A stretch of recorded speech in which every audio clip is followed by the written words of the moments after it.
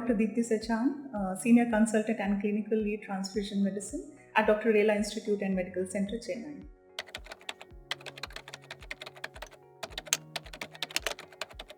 So there are two important methods of stem cell collection. The first and most common is peripheral blood stem cell collection.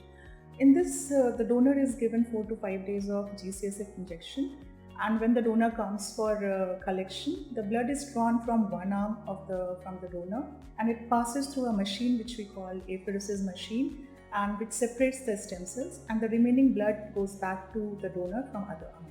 This usually takes 4 to 6 hours of duration, and it does not require anesthesia or any long hospitalization.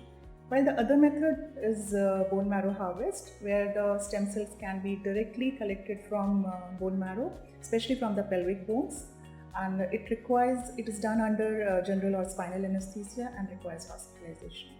Both the methods are safe and done under complete supervision and after counseling the donor. And nowadays, mostly peripheral blood stem cells are more commonly used because they are less invasive, and we can collect more dose, higher dose in small time.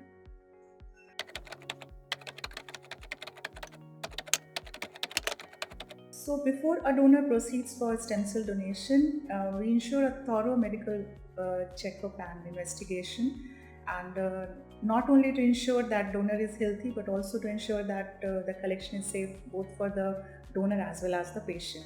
So we do perform a detailed check which includes blood cell count, liver function test, renal function test, blood sugar levels, and various screening for infections like HIV, hepatitis B, C, syphilis, and many other transmissible diseases.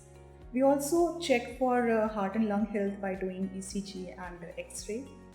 Detailed medical history and clinical examination is done by the physician as well as from the apheresis team to ensure that the donor is fit. And during medical history or because of age, if any additional test is required, that is also performed so that there is no hidden risk. And all these tests are done not just because of the requirements, but to ensure that the donors are fit. And once all these tests are cleared and evaluation is cleared, then only the collections are scheduled.